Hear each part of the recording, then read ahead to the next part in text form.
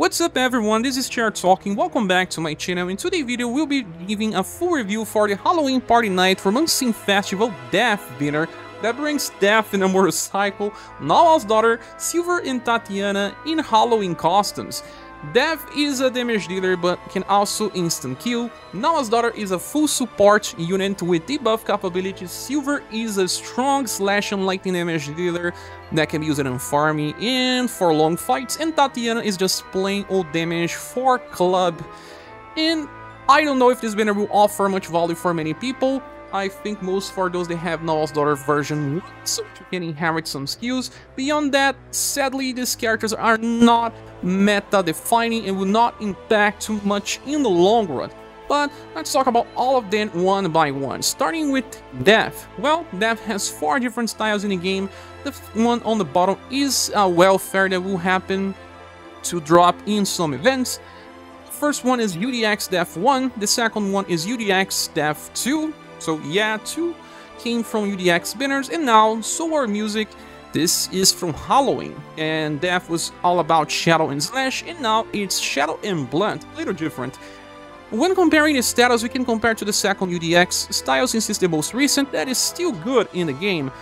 SCR and Dexterity are not used, only for normal attacks, so you should ignore. The endurance is a little lower, because the second Death is actually very sturdy. Then agility is now extremely high, 115%, that's even higher than martial artists, against only 78. This is a big jump and was even buffed for global.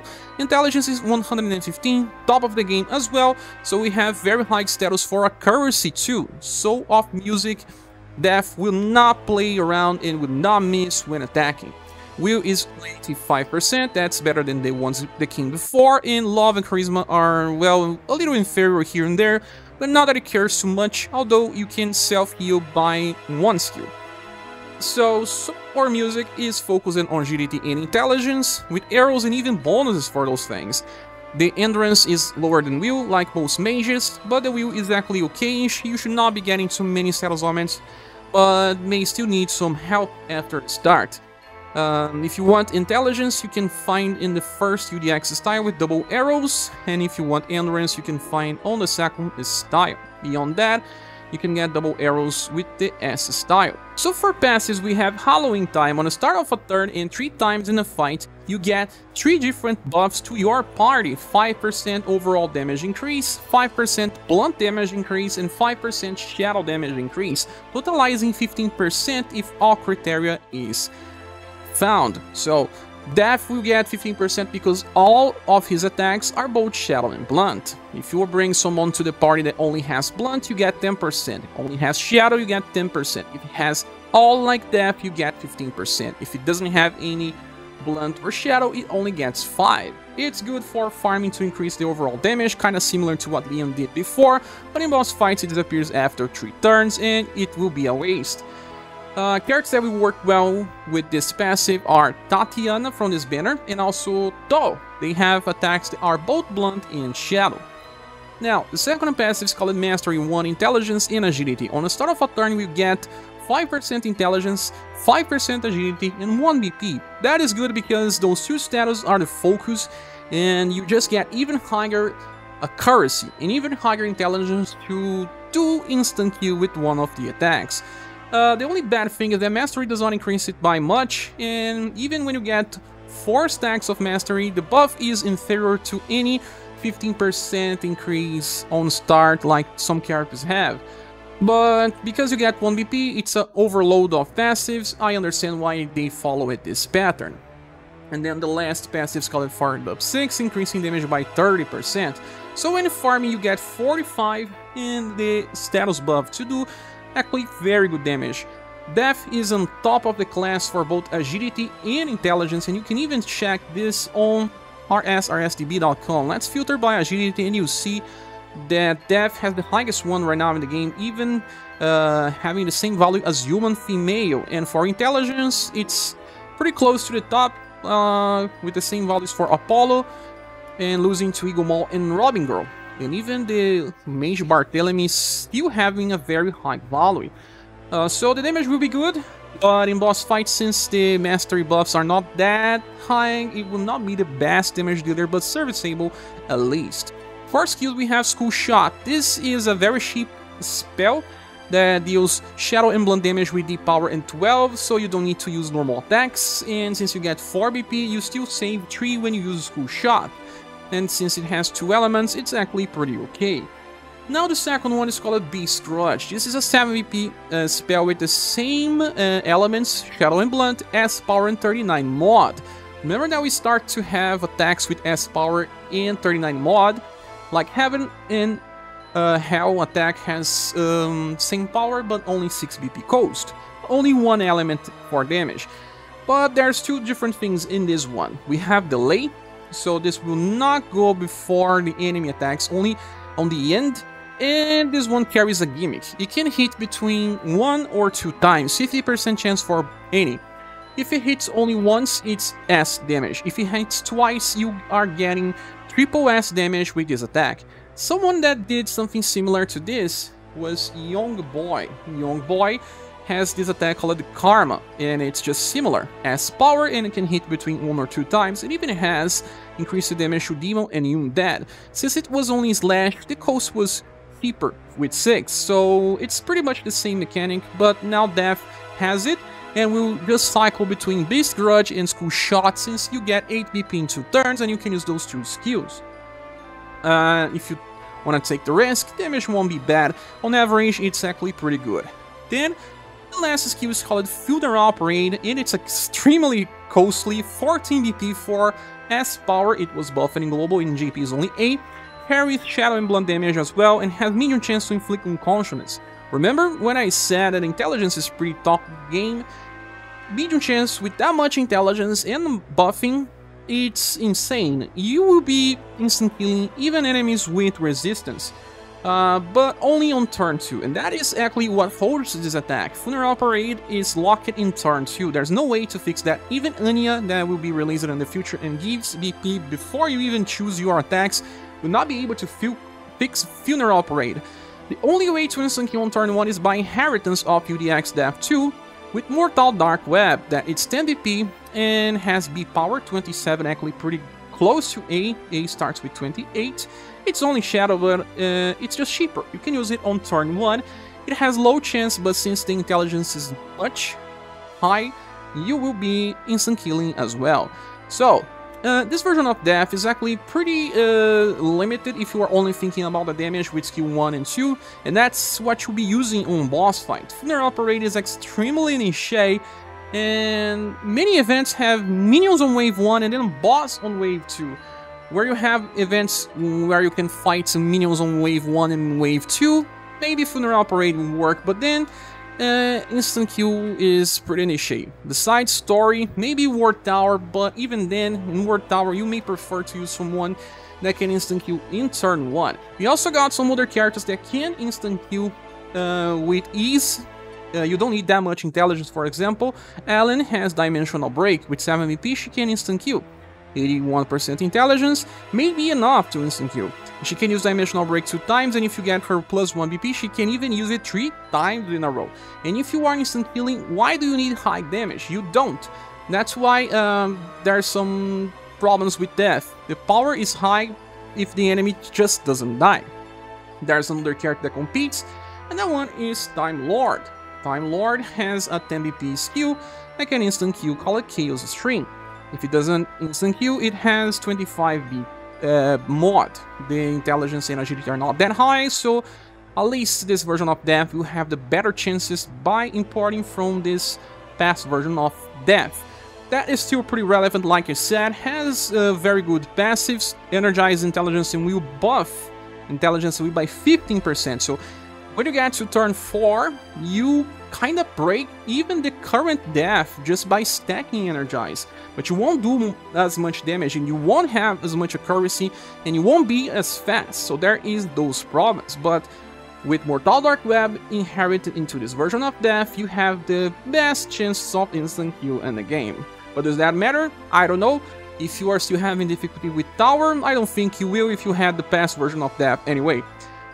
Besides the Mortal Dark Web inheritance, you can also inherit Immorte, so, well, You have Beast Grudge, it's a delay attack, right? So that means that if your other attackers clear the first wave, you would not be attacking at all.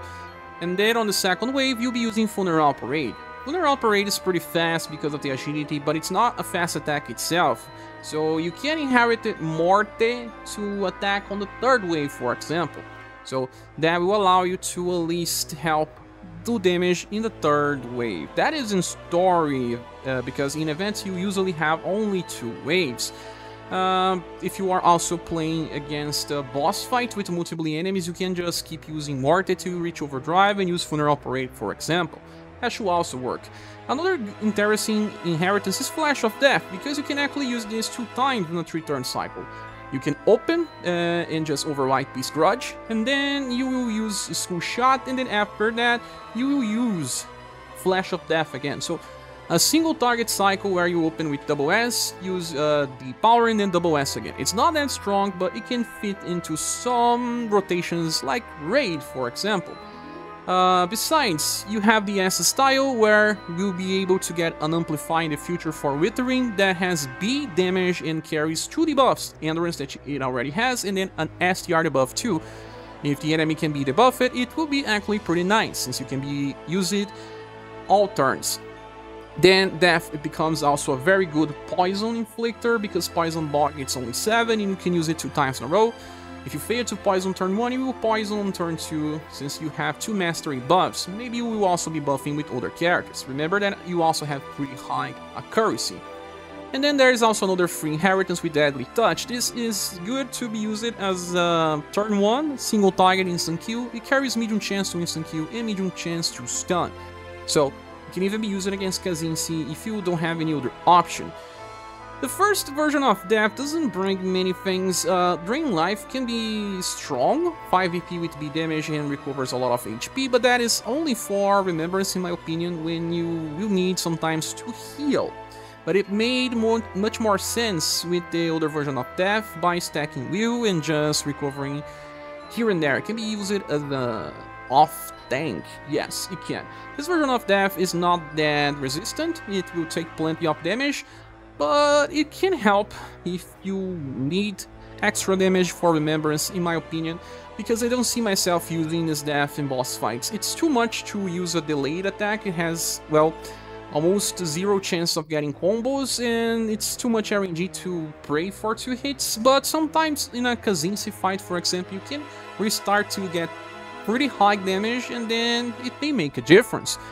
But Funeral Parade is extremely niche to be able to instant kill on turn 2, besides that any of the other rotations are not special, and that's why this version of Death will receive a low SS grade, because it still has current status and good passives, but it's also someone pretty easy to skip. Death does not have any other future style, so you get what you see here and nothing else, at least right now on JP. Now moving on to the second character from the banner, and probably the one that people want to pull. Narwhal's daughter is actually a meta character, and we need to understand why she's still relevant or not in the game, but it also requires inheritance. We have 3 different versions of Narwhal's daughter in the game right now, and this S style is welfare. It comes in some events, and there is the first premium style, Could This Be a Dream, and now I Am Subier, the current style that has much better status, because Could This Be a Dream was released in January of the past year, but it's now extremely fragile and dies pretty easy on hard content. As you can see, the endurance was 27% only, it's now 60%, it was even buffing in global to get higher, and agility is just the same. Strange that they didn't increase. The intelligence is now 107%, but the combination of both agility and intelligence is not that high. I suppose we should be promoting, because she may even miss here and there against some bosses. Will is pretty high on 92%, so that you don't get inflicted with status augments. Love and Charisma are, well, pretty much good, with Love being lower now and Charisma being higher. Well, this version of Narwhal's daughter is focused on intelligence and will, with the agility being a little too old for current standards. Like I said, endurance is weaknesses, but it's usually something that happens with all support units in this game. My problem here is only the agility, since the other status are pretty good in my opinion. If you want to get agility, you can use the S style with double arrows, and the other style will have double arrows for intelligence. Now, she is a support unit that it's all designed around that. The first passive, Inhibitor Tree, debuffs 10% of all enemies' dexterity and will. And to be honest, it's a pretty strange combination. We have someone that has something much better, and that one is Orluge, that has a different version of the same passive. Orluge has Inhibitor Tree, Agility, and Will. It makes much more sense because you decrease the agility of your enemy and the will, so that you will inflict some status elements or debuff. And sometimes the enemy also has high agility and you cannot even hit. Orluge will also help with that. But in this case, Narwhal is debuffing dexterity. And there won't be that many enemies that you want to inflict status elements or debuffs that will be focusing on just doing dexterity. It may happen, it may not. It's less applicable than Orluge passive, for example, at least in my opinion. But it is what it is. Then the second passive is called the Dare to Hope Tree, and when she gets killed, she recovers all surviving allies' HP, and it's by a very large value. It should be able to recover from 0 to almost max. Another character that has also access to this is Narwhal, and some people on JP used her for this.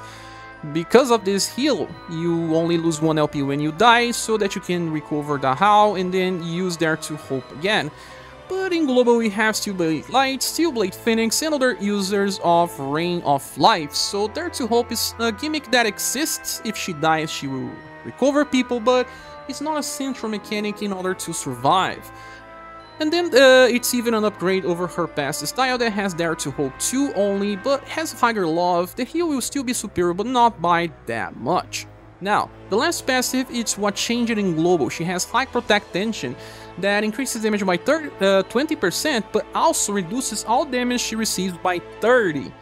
That is amazing, something that you fight even on Rag Robbing. That is an offensive counter tank that also recovers HP. Rag Robbing has High Protect Tension, and he takes very low damage because of that.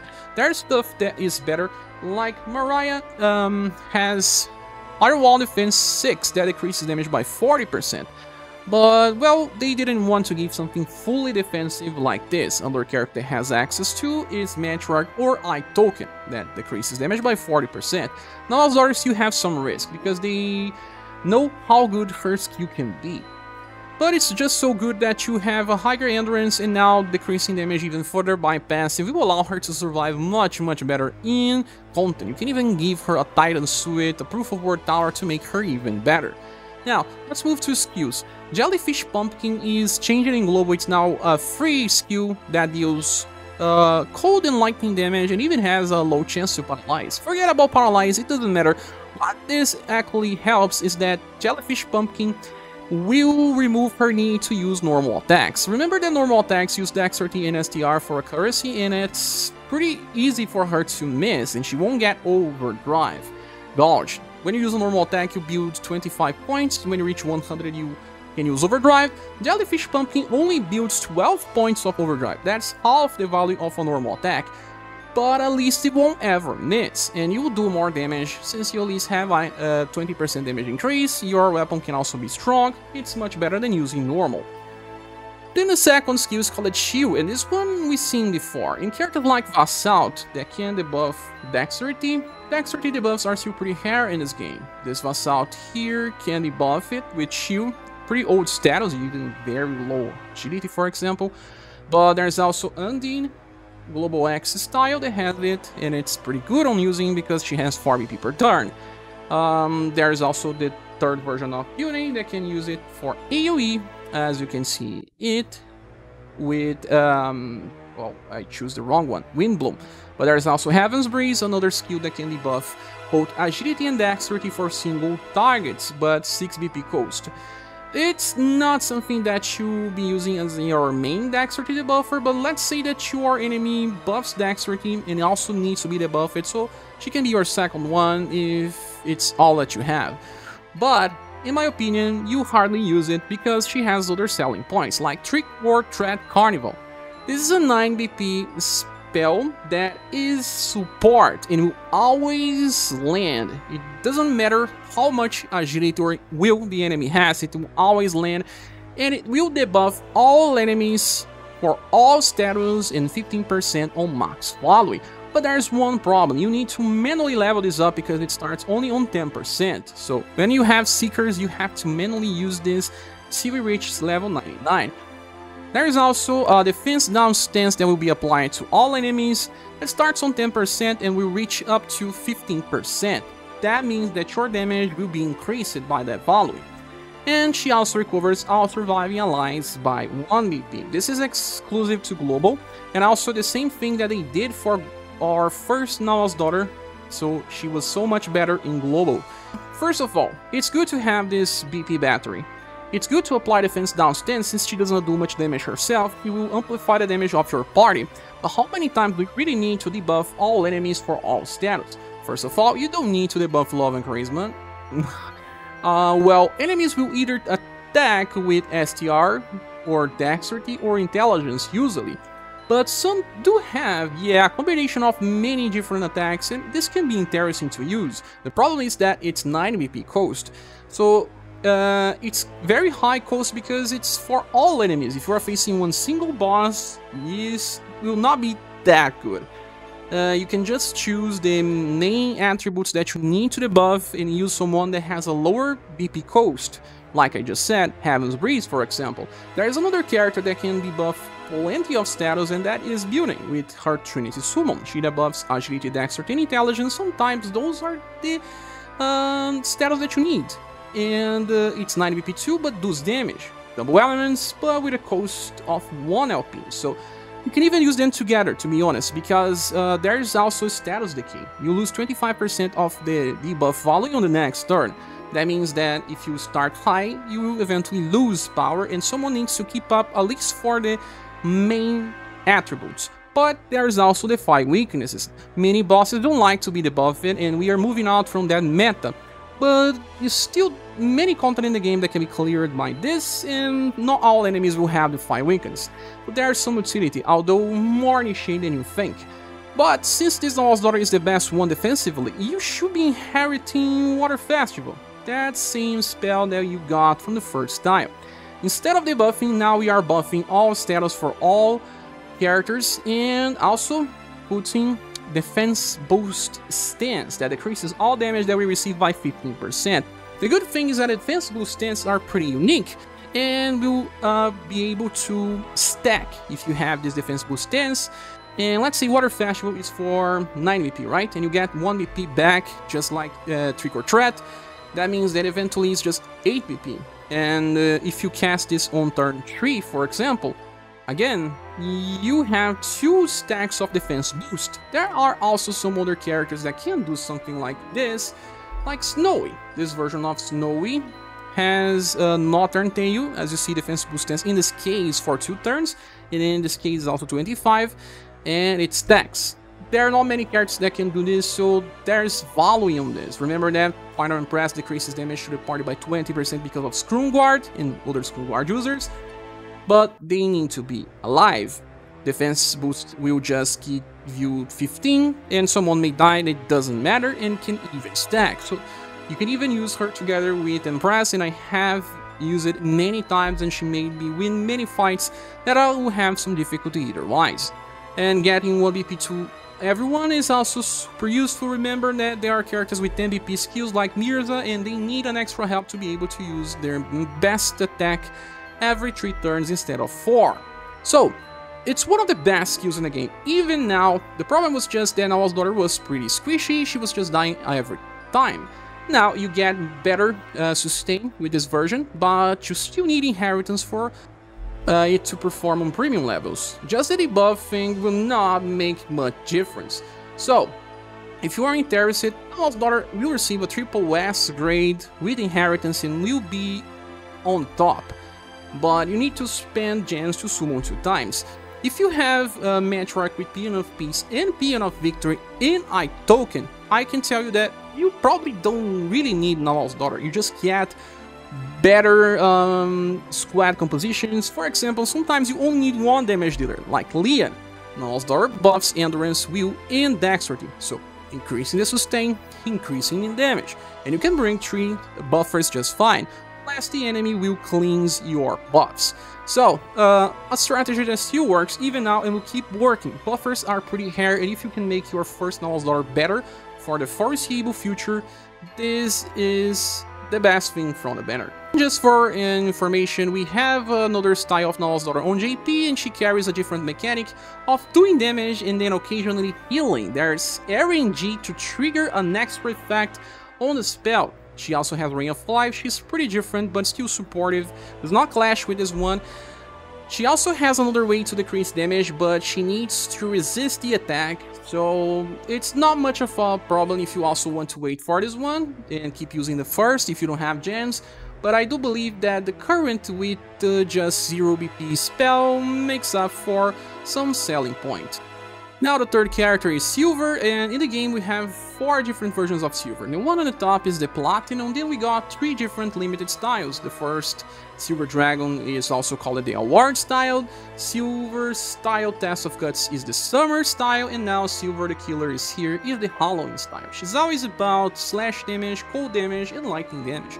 Well, this Summer style is pretty old now, that's why you see higher status. We have 115 against 95 STR, 80% endurance and 80% will, so she takes the same from physical and magical. Her agility is 96, it was always high, dexterity is a little lacking, and her intelligence is bad. Could have been better since she can also inflict ailments. And then charisma is pretty bad. Love, you just forget about it. This version of Silver has a focus on STR and agility, and you can see that by having arrows and bonuses too. Moving on to passives, the first one is Knockdown Energy Attack. This one has plenty of effects. First of all, they changed this for global. She gets a heat up effect on turn 1, 3, 5, 7, and 9. This is something similar to Liza, right? 10% increase with 5 stacks, reaching my max potential on turn 9.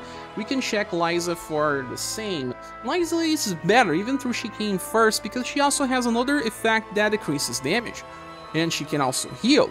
Whereas Silver does not have that defensive passive, instead she trades for an effect that gives her 3 BP when she kills a target. That allows her to use 1 different rotation, and we'll talk more about that later. Then the second passive is called Strengthened Energy 2, increasing her damage by 10% and also 2 BP on start, so she starts with 12 to use her skill number 3 on turn 1. Then we have Fired Up 6 for 30% increase in damage. So we have 40 and then 10% more because of 1 hit up, so you get 50% increase in damage on turn 1, 90% on turn 9. How many times do you reach turn 9 in boss fights? I don't know, but it may be useful in very tough challenges, although she does not have sustain or other ways to survive. Okay, but then let's look on skills. The first one, Glacial Sword Plus, is an amplify over an old skill, and it's now C-powered pretty good with Slash and Cold. For the Colds, it's amazing, and now can even stun with low chance.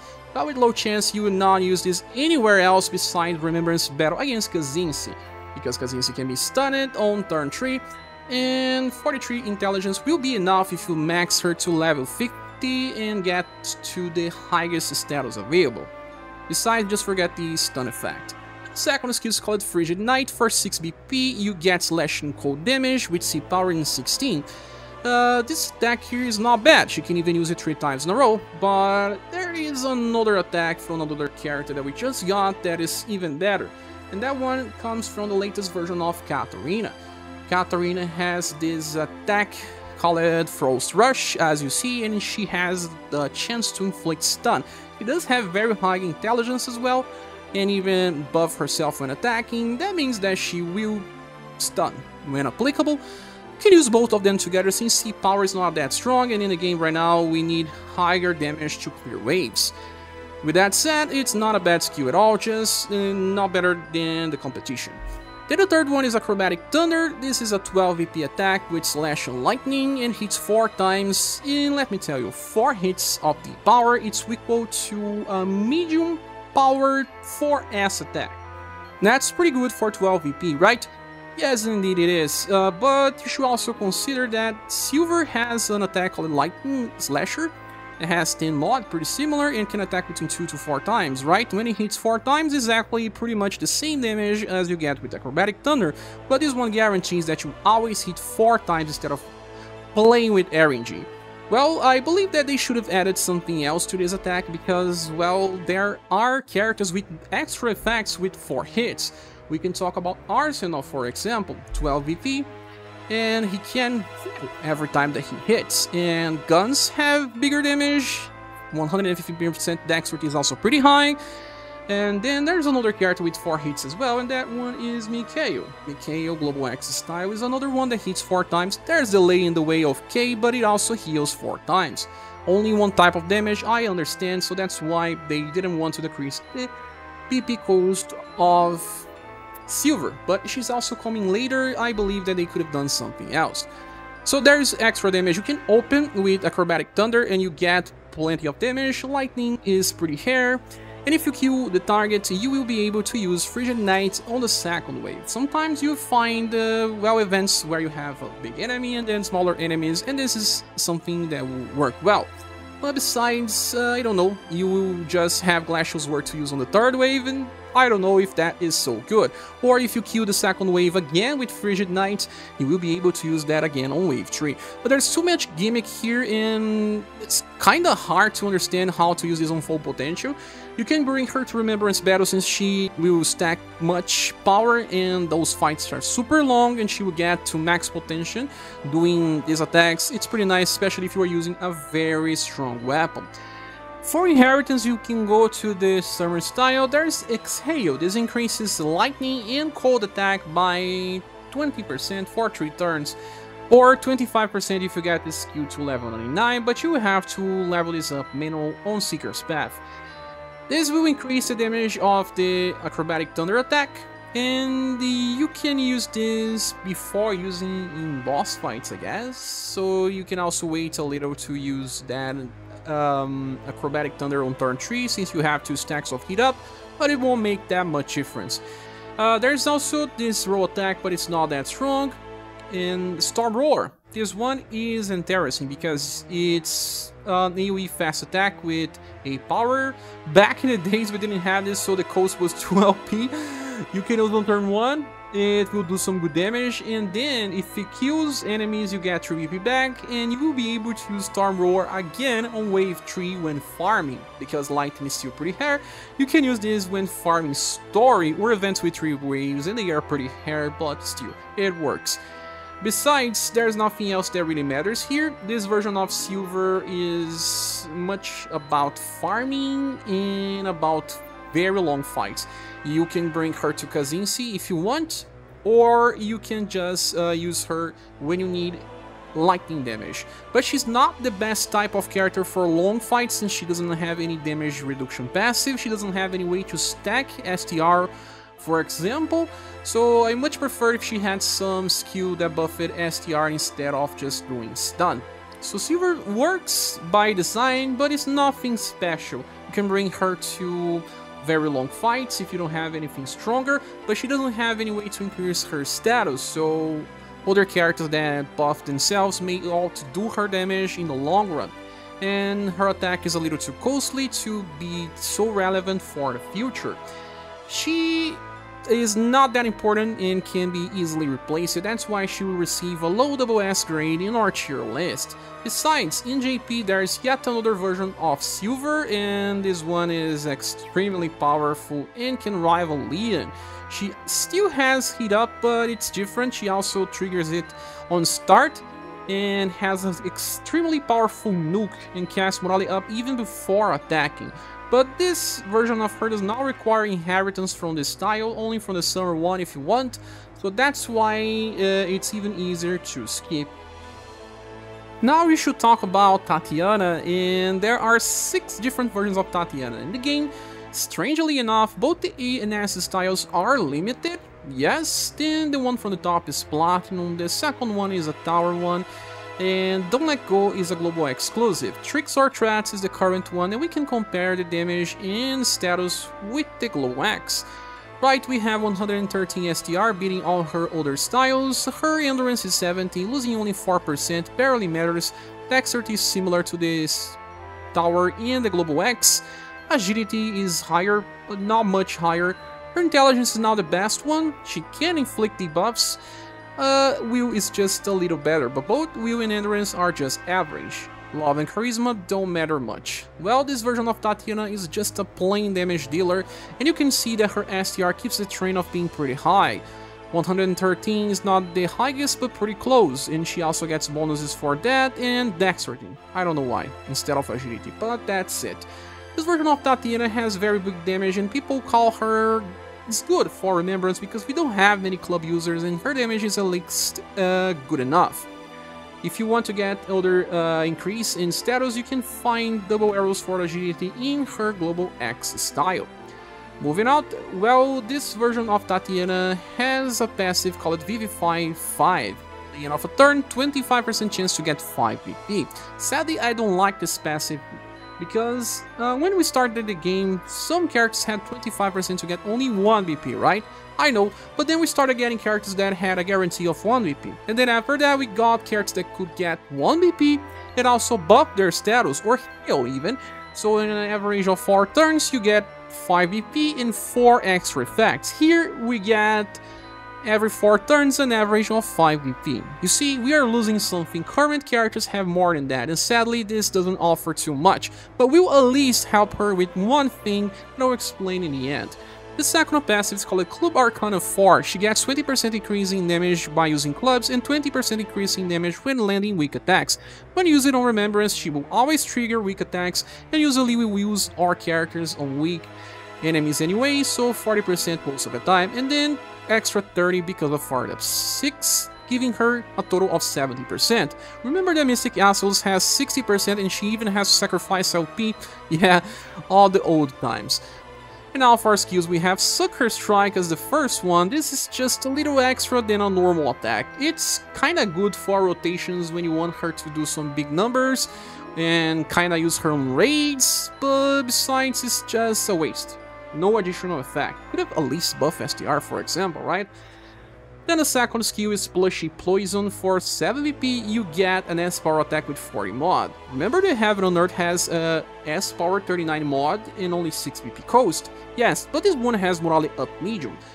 And it lasts for 2 turns, but in all honesty, it's only 1 turn, since you lose the turn that you used the attack, and then on the second turn you will use either Sucker Strike or Plushy Poison if you got Vivify 5 to trigger. But then I don't know if this is a very good cycle, and like I said, 7 BP may be a little too much. It could have been reduced to 6 to give her a guarantee to at least do it twice in a row. Now, the last attack is called Surprise Steady. It was buffed in Global and now has Shadow Damage. That's pretty cool for farming. And it's 8 power. 9 BP for 8 power, double element attack. Remember when we saw Silver Summer style even having to sacrifice LP? How far have we come, right? And then if you use Surprise Steady on the first turn and you trigger Vivify 5, you can use Surprise Steady again. This is kind of a gimmick that you can use on Remembrance to get plenty of big damage right on start.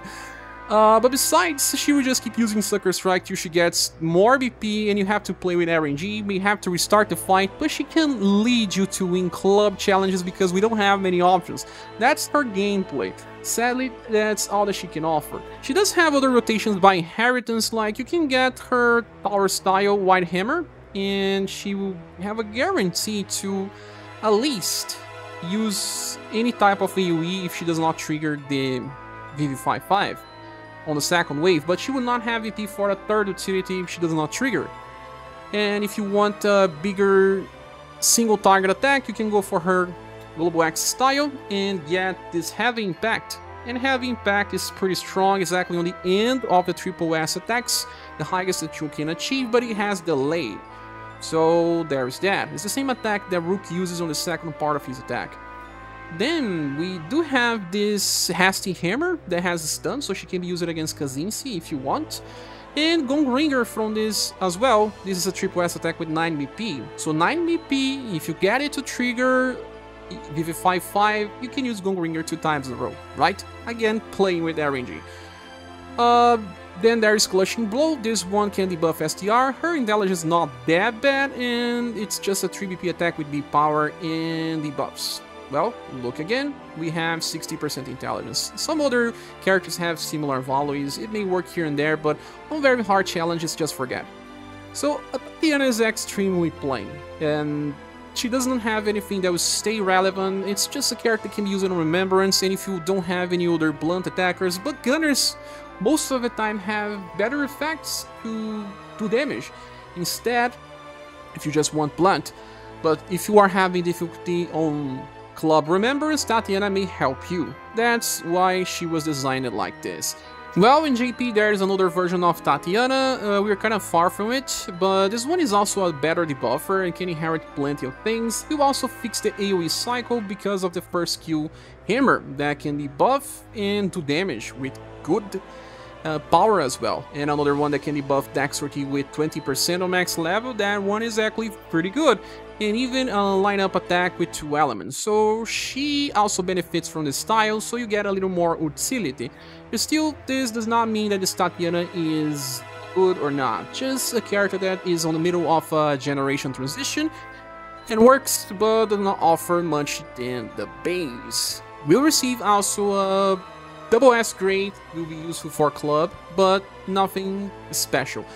Another character that can be skipped. Now, we should move to the banner image, and the important question comes, is the banner worth summoning for? Well, not that much. I can tell you that the only meta character here is Narwhal Daughter if you have the past style. Since we do have a rerun of that version, you can summon both to make the perfect build. But then you are summoning 2 times. I know Token was so good because you only needed to summon for him once and he offered his max potential already. But we also summon for many versions of Matrock, she's another bluffer, and I summoned 4 styles. So if you already have the first Narwhal's Daughter and you don't mind about playing with RNG to summon this one, it's good value. But just for this Narwhal's Daughter without inheritance, this decreases the value of the banner and I would just give it a bronze. But if you do have that, it's a silver. Even if you get the other cards, you can find utility for them, but they won't stick for too long since what they offer is not game-changing or worth in the long run. If you are a new player and you are summoning on the rerun banner, summoning here too will also offer you good value. Beyond that point, you can summon for the first 100 Pendulas at least. That offers a lot of value, and I did. And like I said, I got death. I'm still chasing Narwhal's Daughter because I play very hard challenges. I like to have buffers since they are still pretty unique. But that is my opinion. What is yours? Please say here in the comments. Have you summoned any of these styles? Are you planning to? If you are uncertain, wait 1 week because it's always good. We may get a Global X banner or a better banner. We already have Anya picture in the app. That may mean that she's coming. She's a meta character that everyone should have. Thank you so much for watching this video. Please subscribe if you haven't. If you want to support the channel, there are links on the description of the video. I hope to see you soon in the next one. Bye.